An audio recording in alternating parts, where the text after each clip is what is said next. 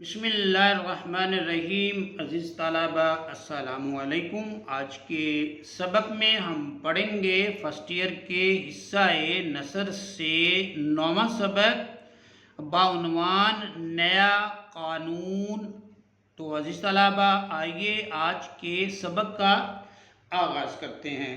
عزیز طلبہ یہ نیا قانون جو ہے یہ سعادت حسن منٹو کے ایک افسانے کا عنوان ہے۔ ان کا ایک افسانہ ہے جس کا عنوان انہوں نے رکھا نیا قانون اور افسانہ عزیز طلبہ کہتے ہیں مختصر کہانی کو، شارٹ سٹوری کو، یا ایسی کہانی کو، ایسی سٹوری کو جسے ایک ہی نشست میں پڑھا جا سکے۔ عزیز طلبہ منگو کوچوان، منگو جو ہے عزیز طلبہ نام ہے اور کوچوان کہتے ہیں تانگا چلانے والے کو۔ منگو کوچوان اپنے اڈے میں بہت عقل مند سمجھا جاتا تھا۔ عزیز طلبہ جیسے ویگنوں کے اڈے ہوتے ہیں، بسوں کے اڈے ہوتے ہیں، تو آج سے کچھ وقت پہلے تانگوں کے بھی اڈے ہوا کرتے تھے اور وہاں پر جو تانگے جو ہے وہ کھڑا ہوا کرتے تھے۔ تو منگو کوچوان اپنے اڈے میں بہت عقل مند سمجھا جاتا تھا۔ گو اس کی تعلیمی حیثیت صفر کے برابر تھی، وہ اتنا زیادہ پڑھا لکھا نہیں تھا اور اس نے کبھی سکول کا منہ بھی نہیں دیکھا تھا، وہ کبھی سکول گیا ہی نہیں، لیکن اس کے باوجود اسے دنیا بھر کی چیزوں کا علم تھا۔ سکول تو وہ کبھی نہیں گیا، اس کی تعلیمی قابلیت جو ہے وہ صفر ہے، لیکن اس کے باوجود وہ ارد گرد کی چیزوں سے، ماحول سے اور دنیا کے حالات سے جو ہے وہ واقف رہتا تھا، اسے اس کی جانکاری ہوتی تھی، چیزوں کا علم تھا۔ اڈے کے وہ تمام کوچوان جن کو یہ جاننے کی خواہش ہوتی تھی، یہ جاننے کی آرزو ہوتی تھی کہ دنیا کے اندر کیا ہو رہا ہے، استاد منگو کی وسیع معلومات سے اچھی طرح واقف تھے۔ استاد منگو کی جو وسیع معلومات ہے، جانکاری ہے، وہ اس سے اچھی طرح آشنا تھے۔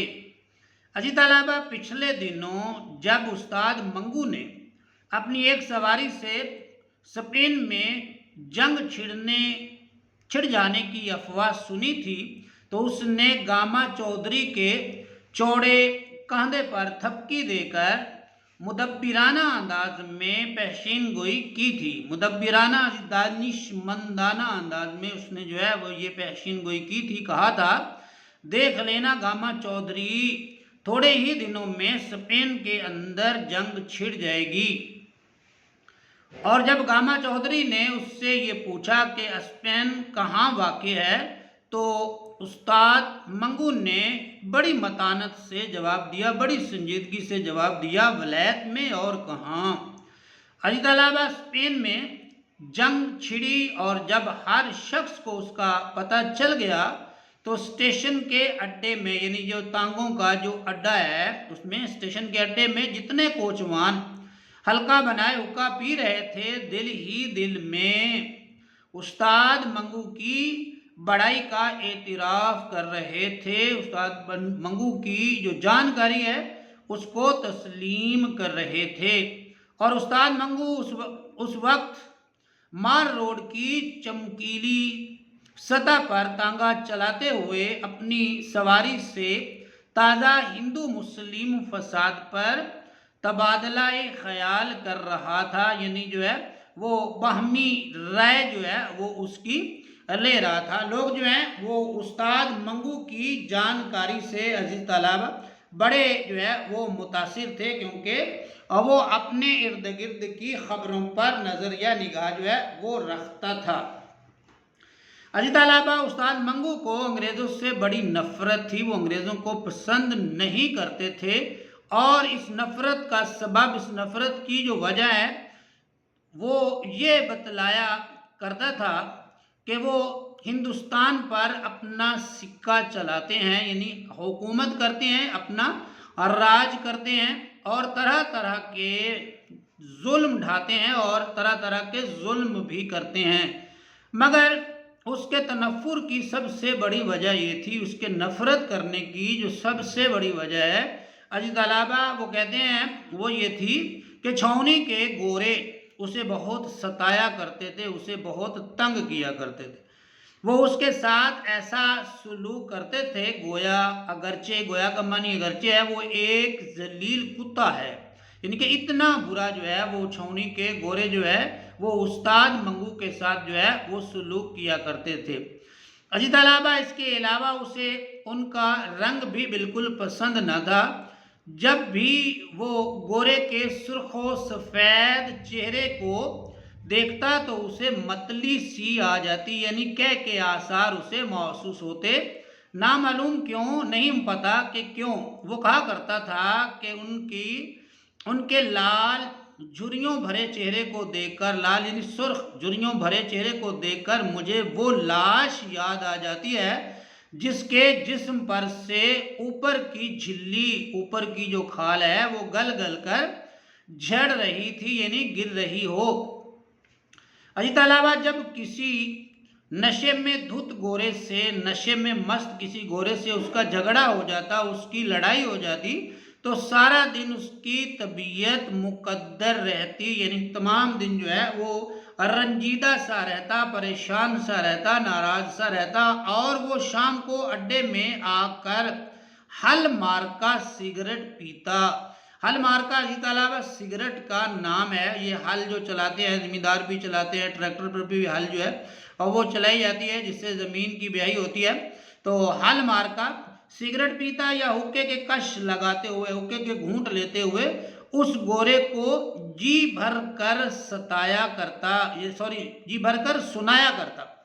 یہ موٹی گالی دینے کے بعد، یعنی کہ اس کو جو ہے وہ گالیاں بھی دیتا، یہ موٹی بڑی سی گالی دینے کے بعد وہ اپنے سر کو ڈھیلی پگڑی سمیت جھٹکا دے کر کہتا تھا، سمیت کے معنی ساتھ، جھٹکا دینا ہلا کر وہ کہتا تھا، آگ لینے آئے تھے اب گھر کے مالک ہی بن گئے ہیں۔ عزیز طلبہ، یہ ضرب المثل ہے اور اس کا مطلب یہ ہے بہانے سے قبضہ کرنا، بہانے سے کوئی چیز اتھیا لینا ضرب المثل کا مطلب ہے۔ اور منگو کہا کرتا تھا آگ لینے آئے تھے اب گھر کے مالک ہی بن گئے۔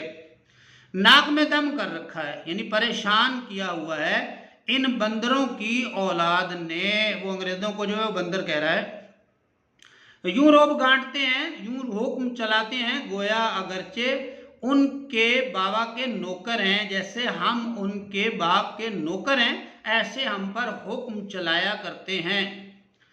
عزیز طلبہ، اس پر بھی اس کا غصہ ٹھنڈا نہیں ہوتا تھا جب تک اس کا کوئی ساتھی اس کے پاس بیٹھا رہتا، وہ اپنے سینے کی آگ اگلتا رہتا، یعنی اپنے دل کی جو بھڑاس ہے وہ نکالتا رہتا۔ شکل دیکھتے ہو نا تم اس کی، جیسے کوہڑ ہو رہا ہے، جیسے کوہڑ کے مرض میں مبتلا ہو رہا ہے، بالکل مردار، مرا ہوا، نحوست زدہ، ایک دھپے کی مار اور گٹ پٹ یوں بک رہا تھا۔ ایک دھپے کی مار مطلب ایک مکے کی مار، ایک گھونسے کی مار ہے، اور گٹ پٹ مطلب کہ نامانوس گفتگو، ایسی گفتگو جو اسے سمجھ نہیں آتی تھی، اس لیے وہ کہتا تھا گٹ پٹ یوں بک رہا ہے، یوں بکواس کر رہا ہے جیسے مار ہی ڈالے گا۔ عزیز طلبہ، تیری جان کی قسم پہل جی میں آئی کہ ملعون کی کھوپڑی کے پرزے اڑا دوں۔ وہ ساتھی سے کہتا، دوسرے سے کہتا کہ تیری جان کی قسم پہلے میرے دل میں تو یہ بات آئی کہ اس ملعون، اس مردود کی جو کھوپڑی ہے، مطلب سر کا اوپر کے حصے کو کھوپڑی کہتے ہیں، تو اس کا جو ہے پرزے اڑا دوں، ریزہ کر دوں، لیکن اس خیال سے ٹل گیا، اس خیال سے کہ نکل گیا کہ اس مردود کو مارنا اپنی حد تک ہے، اس کو مارنا جو ہے وہ کہتا ہے کہ اپنی توہین ہے، میں اسے مارنا بھی اپنی توہین سمجھتا ہوں۔ عزیز طلبہ، یہ کہتے کہتے تھوڑی دیر کے لیے وہ خاموش ہو جاتا اور ناک کو خاکی قمیض کی آستین سے صاف کرنے کے بعد پھر بڑبڑانے لگ جاتا۔ بڑبڑانے مطلب منہ میں جو ہے زیر لب کوئی بات کہنا یا منہ کے اندر کوئی بات کہنا۔ قسم ہے بھگوان کی، ہندو لوگ اپنے خدا کو بھگوان کہتے ہیں، قسم ہے بھگوان کی ان لاٹ صاحبوں کے ناز اٹھاتے اٹھاتے تنگ آ گیا ہوں۔ لاٹ صاحب جو ہے یہ ان کا جو ہے وہ ایک طرح سے مخفف تھا، آپ کہہ سکتے ہیں آفیسر کو کہتے تھے یا گورنر کو، جو ہے اس دور کے جو ہے وہ کہتے تھے ان کے ناز اٹھاتے اٹھاتے میں تنگ آ گیا ہوں، جب بھی ان کا منحوس چہرہ دیکھتا ہوں، نجس زدہ جو ہے، جب میں ان کا چہرہ دیکھتا ہوں تو رگوں میں خون، یعنی رگوں میں، ناڑوں میں، وینوں میں خون کھولنے لگ جاتا ہے، غصہ آ جاتا ہے۔ اور کوئی نیا قانون بنے تو ان لوگوں سے نجات ملے۔ وہ کہتا کہ اگر کوئی نیا قانون بن جائے تو ان لوگوں سے ہو سکتا ہے ہمیں نجات جو ہے وہ مل جائے، ہماری ان سے جان چھوٹ جائے، تیری قسم جان میں جان آ جائے۔ یعنی جب ہماری ان سے جان چھوٹ جائے گی تو وہ ساتھی سے کہتا کہ تیری قسم ہماری تو جان میں جان آ جاتی، یعنی کہ ہمارے جو ہے وہ دن جو ہے وہ پھر جاتے۔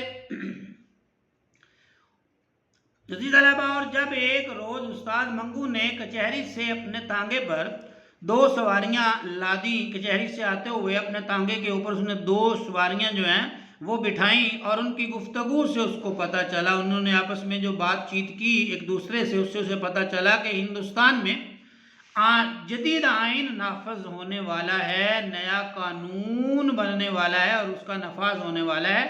تو اس کی خوشی کی کوئی انتہا نہ رہی، وہ بڑا خوش ہوا۔ 2 مارواڑی جو کچہری میں اپنے دیوانی مقدمے کے سلسلے میں آئے تھے۔ مارواڑی عزیز طلباء ایک ذات ہے، ایک قوم ہے، اور مارواڑی ایک زبان بھی ہے جو وہ قوم بولتی ہے، مطلب مارواڑی زبان بولنے والے 2 مارواڑی، یعنی 2 مارواڑی ذات کے لوگ جو ہیں، جو کچہری میں اپنے دیوانی مقدمے کے سلسلے میں آئے تھے، گھر جاتے ہوئے جدید آئین یعنی نئے قانون یعنی انڈیا ایکٹ کے متعلق آپس میں بات چیت کر رہے تھے۔ عزیز طلباء، یہ انڈیا کا ایکٹ جو 1935 میں انگریز نے جو ہے وہ کچھ انڈیا والوں کو، مطلب کہ بر صغیر کے لوگوں کو جو ہے ایک قانون میں کچھ ریلیف دیا تھا، اور 1935 کا اس کو آئین جو ہے وہ کہا جاتا ہے۔ تو اس حوالے سے جو ہے وہ بات چیت کر رہے تھے۔ سنا ہے 1 اپریل سے ہندوستان میں نیا قانون چلے گا، نیا قانون جب بنے گا تو چلے گا، یہاں ہر چیز بدل جائے گی، یعنی جب نیا قانون ہوگا تو وہ کہتا ہے کہ یہاں کی چیزوں میں بھی تبدیلی آ جائے گی، کیونکہ جو ہے وہ جب قانون ہی بدل جائے گا تو یہ صورتحال بھی ویسی نہیں رہے گی، ہر چیز جو ہے وہ بدلے گی۔ عزیز طلباء، ہر چیز تو نہیں بدلے گی، مگر کہتے ہیں، کہا جاتا ہے ہر چیز تو نہیں بدلے گی، مگر کہتے ہیں کہ بہت کچھ بدل جائے گا اور ہندوستانیوں کو آزادی مل جائے گی۔ ہر چیز کا بدلنا تو وہ کہتے ہیں مشکل ہے، لیکن کچھ نہ کچھ جو ہے عزیز طلباء وہ کہتے ہیں ضرور بدل جائے گا اور ہندوستانی جو ہے وہ آزاد ہو جائیں گے۔ کیا بیاج کے متعلق بھی کوئی نیا قانون پاس ہوگا؟ بیاج مطلب سود کے متعلق یا ایک دوسرے پر جو زیادتی کی جاتی ہے اس کے متعلق بھی جو ہے وہ کوئی قانون بنے گا؟ یہ آپس میں وہ گفتگو کر رہے تھے، یہ پوچھنے کی بات ہے، کل کسی وکیل سے دریافت کریں گے۔ وہ کہتا ہے اس بارے میں مجھے پتہ نہیں ہے، لیکن کل جو ہے وہ کسی وکیل سے بات کر کے معلوم کر لیں گے۔ ان مارواڑیوں کی بات چیت استاد منگو کے دل میں ناقابل بیان خوشی پیدا کر رہی تھی، ایسی خوشی جو بیان ہی نہیں کی جا سکتی، ایسی خوشی ان کے دل میں کر رہی تھی۔ وہ اپنے گھوڑے کو ہمیشہ گالیاں دیتا تھا اور چابک سے یعنی ہنٹر سے بہت بری طرح پیٹا کرتا تھا، اس کو مارا کرتا تھا، مگر اس روز وہ بار بار پیچھے مڑ کر مارواڑیوں کی طرف دیکھتا اور اپنی بڑی ہوئی مونچھوں کے بال ایک انگلی سے بڑی صفائی کے ساتھ اونچے کر کے گھوڑے کی پیٹھ پر باگیں ڈھیلی کرتے ہوئے پیار سے کہتا، باگیں مطلب اس کی جو لگامیں ہیں اس کو جو ہے وہ ڈھیلا کرتے ہوئے وہ گھوڑے سے کہتا تھا، چل بیٹا ذرا ہوا سے باتیں کر کے دکھا دے۔ ہوا سے باتیں کرنا مطلب کہ تیز تیز چلنا۔ وہ اپنے گھوڑے سے کہتا تھا کہ چل بیٹا ہوا سے باتیں کر کے دکھا دے، مطلب تھوڑا تیز چل کے مجھے دکھا دے۔ مارواڑیوں کو ان کے ٹھکانے پر پہنچا کر اس نے انارکلی میں دینو حلوائی کی دکان پر آدھ سیر دہی کی لسی پی کر ایک بڑی ڈکار لی، یعنی کہ ڈکار لینا منہ سے ہوا خارج کرنا، اور مونچھوں کو منہ میں دبا کر ان کو چوستے ہوئے ایسے ہی بلند آواز میں کہا، حد تیری ایسی کی تیسی، یہ ایسا جملہ ہے عزیز طلبہ جب کسی کی توہین کرنے کے لیے بولتے ہیں. وہ سوچ رہا تھا کہ جب قانون بدل جائے گا تو یہ جو ہمارے اوپر حکومت کر رہے ہیں یہ ہمیں تنگ کرتے ہیں پریشان کرتے ہیں تو یہ پریشانی نہیں رہے گی. تو لسی وغیرہ پی کے جب وہ ذرا فریش ہوتا ہے تو پھر جو ہے یہ آواز نکالتا ہے حد تیری ایسی کی تیسی. شام کو جب وہ اڈے کو لوٹا تو خلاف معمول سوچ کے برعکس معمول کے خلاف اسے وہاں اپنی جان پہچان کا کوئی آدمی نہ مل سکا. اپنی واقفیت کا یا اپنا واقف کوئی آدمی بھی نہ ملا. یہ دیکھ کر اس کے سینے میں ایک عجیب و غریب طوفان برپا ہو گیا. ایک عجیب و غریب غلغپاڑا اس کے سینے میں برپا ہوا. آج وہ ایک بڑی خبر اپنے دوستوں کو سنانے والا تھا, بہت بڑی خبر, اور اس خبر کو اپنے اندر سے نکالنے کے لیے وہ سخت مجبور تھا, لیکن وہاں کوئی تھا ہی نہیں. وہ اپنے ساتھیوں کو یہ بتانا چاہتا تھا کہ ہندوستان میں نیا قانون نافذ ہونے والا ہے, اور اتنی بڑی خبر وہ اپنے اندر نہیں رکھ پا رہا تھا. لیکن صورتحال یہ تھی کہ واپسی پر اسے اڈے پر کوئی بھی واقف شخص نظر نہ آیا.